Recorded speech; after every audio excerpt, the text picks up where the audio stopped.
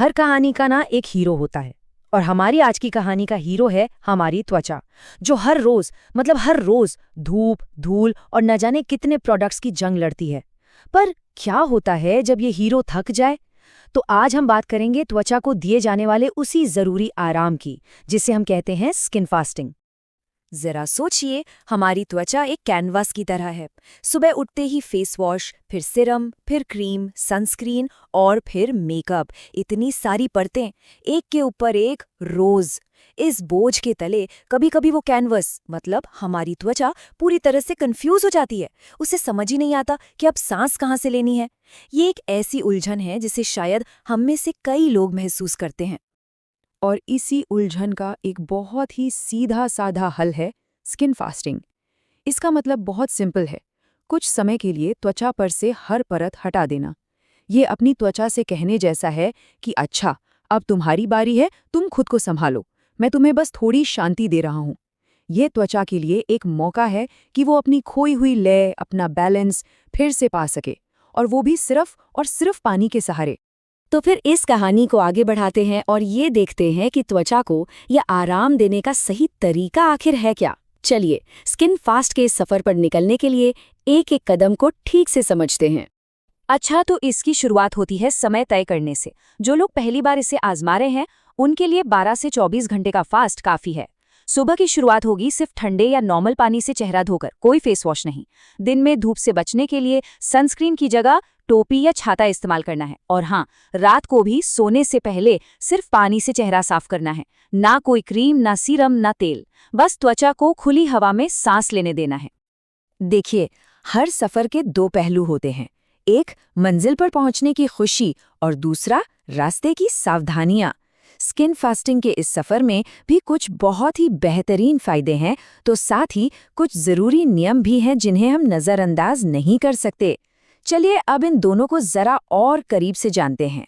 तो इस आराम का इनाम क्या है? जब त्वचा को ये ब्रेक मिलता है ना, तो उसका अपना एक सुरक्षा कवच होता है, जिसे स्किन बैरियर कहते हैं। वो खुद की मरम्मत करने लगता है।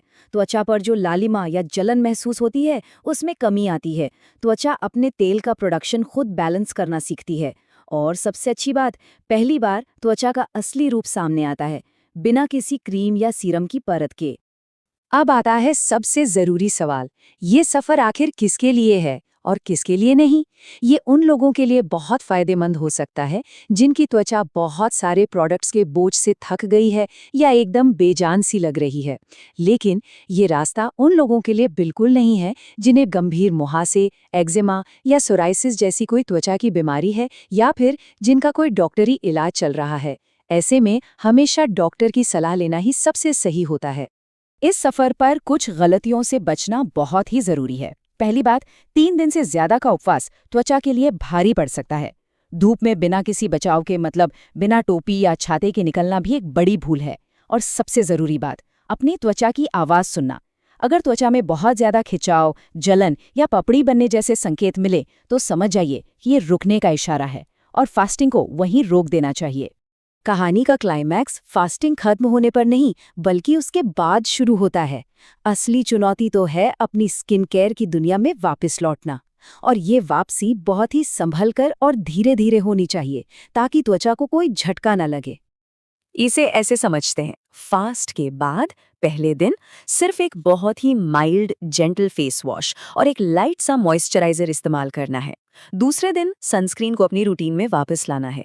और जो हेवी ड्यूटी प्रोडक्ट्स हैं, जैसे कि रेटिनॉल या कोई एसिड, उन्हें वापस लाने से पहले कम से कम 2-3 दिन का इंतजार करना बहुत जरूरी है। त्वचा को नए सिरे से चीजों की आदत डालने का मौका तो देना ही पड़ेगा। तो इस पूरी कहानी का सार क्या निकला? इसका सार छिपा है ठहराव के सिद्धांत में। मतलब, कभी-कभी अपनी त्वचा के लिए सबसे अच्छा काम जो हम कर सकते हैं, वो है कुछ भी ना करना। बस उसे अकेला छोड़ देना, ताकि वो खुद को संभाल सके। और आखिर में इस कहानी का सबसे बड़ा सबक यही है कि कभी-कभी कुछ न करना ही सबसे ज्यादा करना होता है। जिंदगी की तरह ही त्वचा को भी कभी-कभी बस एक ब्रेक चाहिए होता है। और शायद इसीलिए स्किन फास्टिंग की जरूरत पड़ती है।